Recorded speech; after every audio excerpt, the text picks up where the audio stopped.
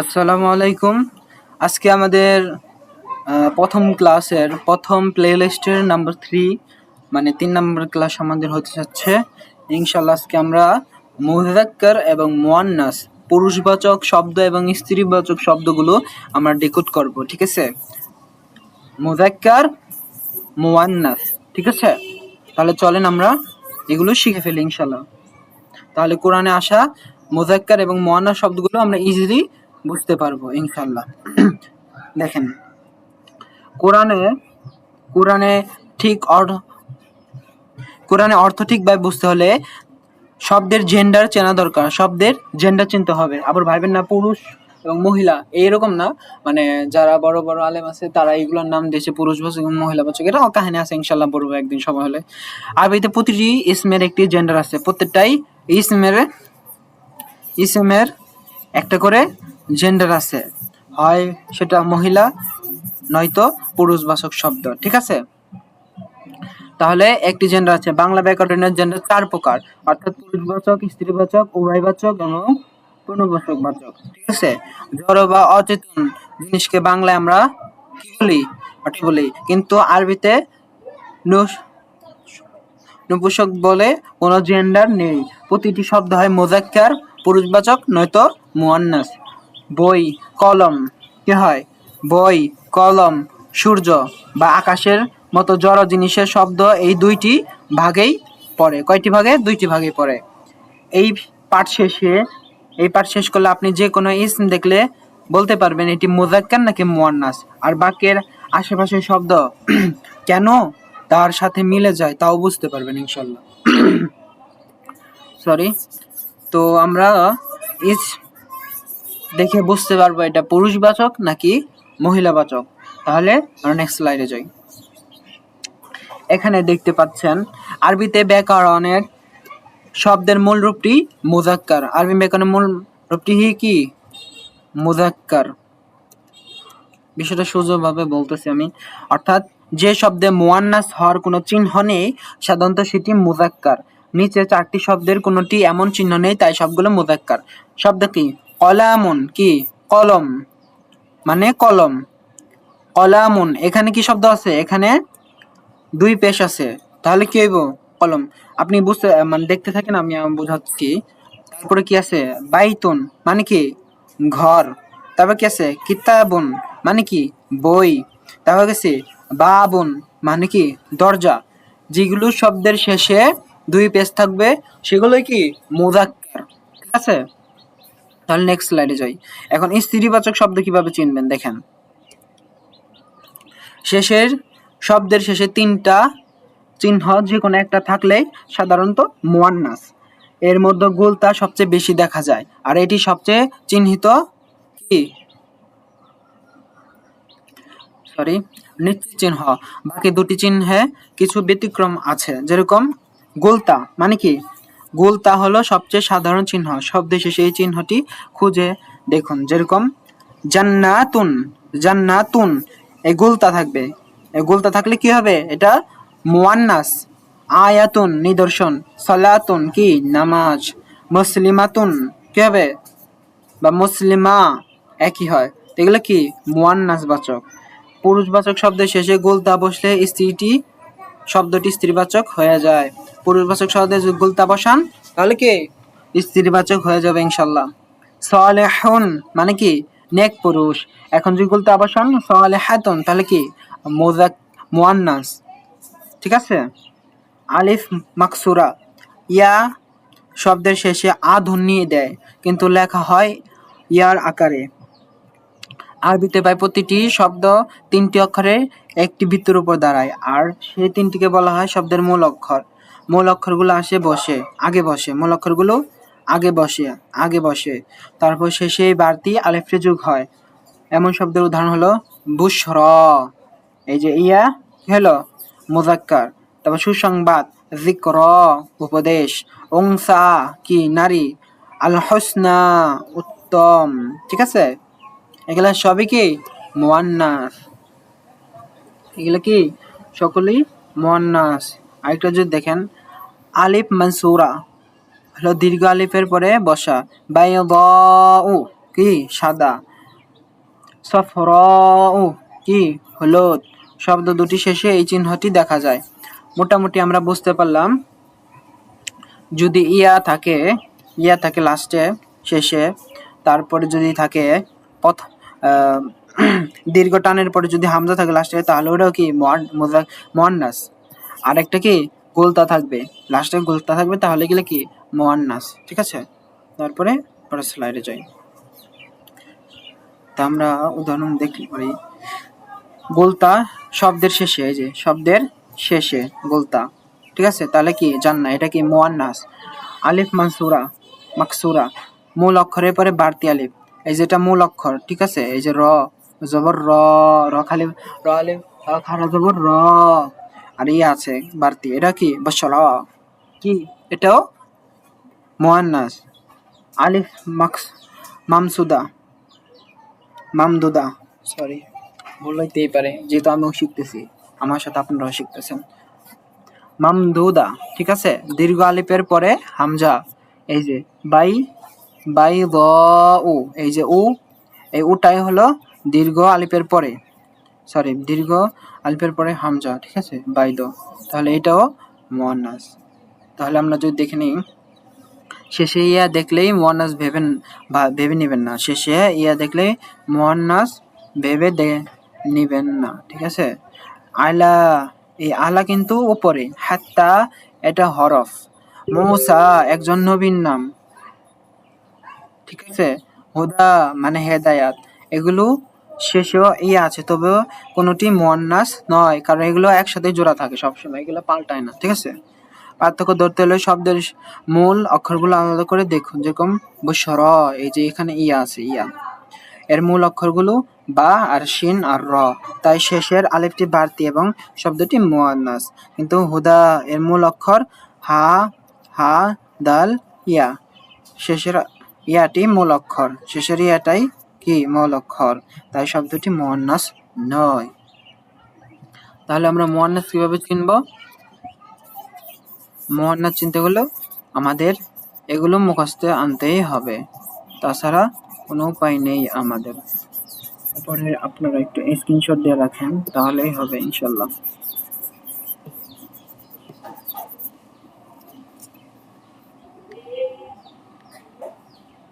ঠিক আছে, এগুলো স্ক্রিনশট মারেন,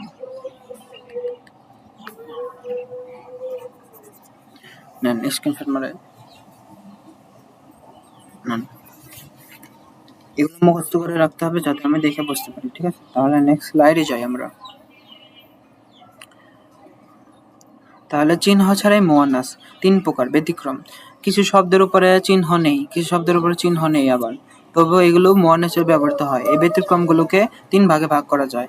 প্রথম ভাগে আছে প্রাকৃতিক নারীবাচক শব্দ, যেমন উম্মুন কি মা, উখতুন কি বোন, এদের অর্থেই নারীত্ব আছে, অর্থে কি নারীত্ব আছে না, অম্মন আয়েশা রাদিয়াল্লাহু আনহা এরকম থাকে না, তাই বাড়তি কোনো চিহ্নের দরকার হয় না, এগুলো মানে আগে থেকেই জোর মানে দেওয়া থাকে।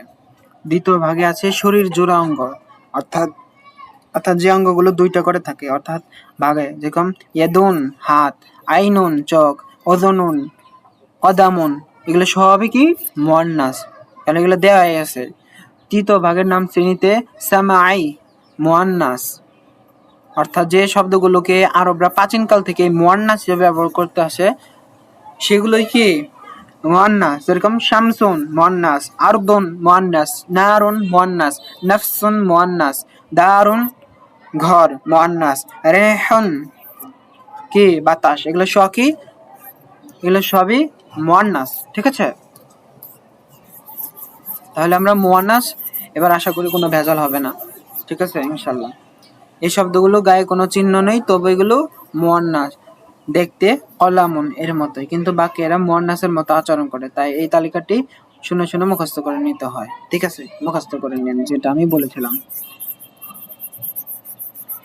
ঠিক আছে। তাহলে নেক্সট স্লাইডে যাই। আলহামদুলিল্লাহ, আমাদের শেখা শেষ, এখন আমরা প্র্যাকটিস করি। তাহলে আমরা লাহাব প্র্যাকটিস করে দেখব। সূরা লাহাবের শব্দ দেখা, চেনা সূরা লাহাবের 5টি আয়াত দেখা হলো। শব্দটি মুজাক্কার নাকি মুয়ান্নাস মুয়ান্নাসে 3 রকম এখানে পাওয়া যাবে, গুলতা, জোড়া অঙ্গ ও প্রতিশ্রুত। ঠিক আছে, তাহলে দেখি চলেন। এই যে দেখতে পাচ্ছেন, তাব্বাত ইয়াদা আবি লাহাবি ওয়া তাব, ধ্বংস হলো। তাব্বা কি ফেল, এটা ওয়া এটা কি হরফ, লাহাব লাহাবিন কি মুযাক্কার, পিতা এটা কি আবি মুযাক্কার, ইয়াদা দু হাত মুআন্নাস, এটা আগে থেকে ব্যবহার হয়েছিল। ঠিক আছে, ধ্বংস হলো তাব্বাত, এটা কি ফেল, ধ্বংস হোক আবু লাহাবের দু হাত, এবং সে নিজেও ধ্বংস হয়েছে। সূরার প্রথম আয়াত তাব্বাত, ফেলের শেষে তা এসেছে, তা এসেছে তা, কারণ এর কর্তা ইয়াদা 2 হাত মুআন্নাস। ঠিক আছে, অর্থাৎ ফেলের জেন্ডার তার কর্তা জেন্ডারের সাথে মিলে যায়।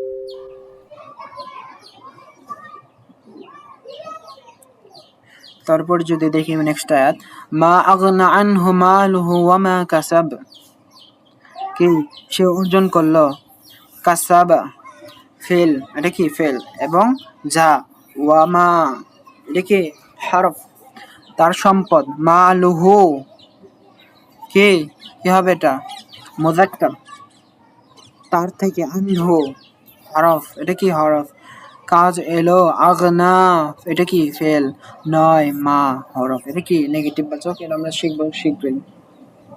তার ধন সম্পদ ও তার অর্জিত কিছুই আর কাজে আসেনি। তারপর যদি দেখি, আপনারা বলেন কোনটা মুযাক্কার, কোনটা মুআন্নাস, কোনটা ফেল, কোনটা হরফ, বলেন। আচ্ছা দেখেন, সায়াসলা এটা কি ফেল, নারুন কি মুআন্নাস, মুআন্নাস কারণ কি এসে কি আছে বলেন তো, তবে কি সে যাতা মুআন্নাস, লাহাবিন মুযাক্কার।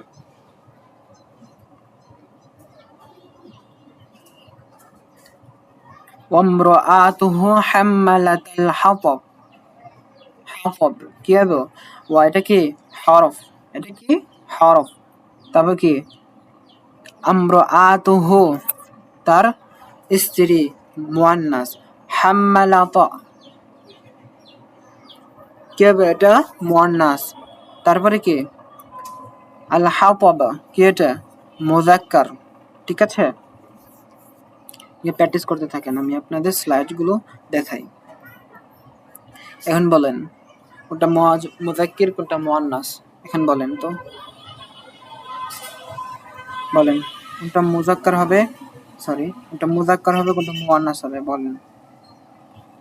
আচ্ছা দেখেন, ফি মধ্য এটা কি হরফ, গলা জিদ কি হবে মুযাক্কার, হা এটা কি মুআন্নাস, এটা আগে থেকেই ব্যবহৃত করে আসছিল। হাবলুন মুআন্নাস, হাবলুম কি মুযাক্কার, মিন থেকে, মাসাজিন মুযাক্কার। ঠিক আছে, তারপরে দেখেন জেন্ডার মিলানোর নিয়ম কি, জেন্ডার চেনার আসল কাজ হয় বাক্যে, আরবিতে ইসমের আশেপাশের শব্দগুলো তার জেন্ডার অনুসরণ করে রূপ বদলায়। কি বদলায়, রূপ বদলায়। এই মিল ধরতে পারলে কোন শব্দ কার কথা বলছে তার পড়তে পড়তে বোঝা যায়। ঠিক আছে, ফেল কর্তার জেন্ডার অনুসরণ করে, ফেল কি কর্তার জেন্ডার অনুসরণ করে। উদাহরণ হিসেবে কর্তা মুআন্নাস হলে ফেলের শেষেও ত যোগ হয়, যেমন জাআতিত তাম্মাতু, মহাবিপদ এসে পড়েছে, এসে পড়বে। ঠিক আছে, বিক্লেশন তার বিশ্বজ্যের জেন্ডার অনুসরণ করে, নারুন মুআন্নাস, এটা আমরা পড়েছিলাম, তাই তার বিক্লেশনও গুলতা এসেছে, যেমন নারুন হামিয়াত, হামিয়াতুন জ্বলন্ত আগুন, দুইটাই কি মুআন্নাস। ইশারা শব্দ অর্থাৎ এই সেই বোঝানোর শব্দও জেন্ডার মিলে যায়, মুযাক্কারের দিকে ইশারায় আসে, যেমন যালিকাল কিতাবু, আর মুআন্নাসের দিকে ইশারায় আসে হাযিহিশ শাজারাতা। ঠিক আছে, তা আছে। ঠিক আছে, ইশারা শব্দ বিশ্লেষণের পুরো আলোচনা সামনে পাঠ আসবে ইনশাআল্লাহ, দেখে চোখ মিলাই না, অনুসরণ করি তাহলে চলে না। নারুন হামিয়াতুন দুইটাই কি মুআন্নাস, ওয়াসসামা ওয়াসসারিকু এটা কি মুযাক্কির, ওয়াসসারিকাতু এটা কি মুয়ান্নাস। তারপরে কি আল কারিয়াতু এটা কি মুয়ান্নাস। তারপর কি আল্লাহু সামাদ, সামাদ কি হবে মুযাক্কার। ওয়াশ-শামসি এটা কি মুযাক্কির, সরি ওটা মুযাক্কির হবে না, আজকে একটু সমস্যায় ছিলাম তো তো যাই হোক এটাই হবে। এটা কি হবে বলেন তো, এটা মুয়ান্নাস হবে। তারপরে দেখেন ওয়াস-সামাই এটা কি মুয়ান্নাস, ওয়াত-তারিকি এটা কি মুযাক্কির, আস-সাআতু এটা কি মুয়ান্নাস, আল-কামারু এটা কি মুযাক্কির, যালিকা এটা কি মুযাক্কির, আল-কিতাবু এটা কি মুযাক্কির, হুদা এটা কি মুযাক্কির, আল-মুলকু এটা কি মুযাক্কির, আল-হাক্কু এটা মুযাক্কির, আইনিন কি এটা মুয়ান্নাস। আর উদাহরণ দেখি, আপনারা এগুলো পড়ে নেন, ঠিক আছে? স্ক্রিনশট দিয়ে থামায় ভিডিওটা পজ করে তারপরে দেখতে থাকেন। আচ্ছা এটা আমি একটু দেখে নিই। উযুনুন এটা কি মুয়ান্নাস, ওয়াআইতুন ওয়াআয়াতুন এটা কি মুয়ান্নাস, ওয়াআয়াতুন এটা কি মুয়ান্নাস, লাইলু এটা কি মুযাক্কির, আল উলা এটা কি ইয়া এটা কি মুয়ান্নাস আগে থেকেই ছিল, ওয়ালাল আখিরাতু এটা কি মুয়ান্নাস, হাযিহি শাজারাতা এটা কি পুরাটাই মুয়ান্নাস, রিহলাতা তা রিহলাতা এটা কি মুয়ান্নাস। আলহামদুলিল্লাহ আমাদের স্ত্রীবাচক এবং পুরুষবাচক শব্দ হয়ে গেল, ঠিক আছে? তো ধন্যবাদ। আমাদের দেখতে দেখতে মুয়ান্নাস এবং মুযাক্কারের ক্লাস শেষ হয়ে গেল। কোনো প্রশ্ন থাকলে অবশ্যই কমেন্টে জানাতে পারেন, আমি চেষ্টা করব উত্তর দিতে। যারা অবশ্যই ইনশাল্লাহ আপনারা বুঝেছেন আমার যতটুকু ধারণা, যে কোনো কিছু না বুঝে থাকেন পার্সোনালি নক করতে পারেন, আমি যথেষ্ট চেষ্টা করব আপনাদের বোঝানোর, ঠিক আছে? আর কোনো ভুল হলে ক্ষমার দৃষ্টিতে দেখবেন, কারণ আমিও যেহেতু শিখতেছি আপনাদের সাথে, সেহেতু আমারও ভুল হতেই পারে। সো আপনারা কোনো কিছু না বুঝলে আমাকে বলবেন, আমি আপনাদের যথেষ্ট চেষ্টা করবো আবার বুঝাই দেওয়ার জন্য। বুঝতে পারছেন? তাহলে ভালো থাকবেন। নেক্সট ক্লাস খুব শীঘ্রই আসছে। আসসালামু আলাইকুম।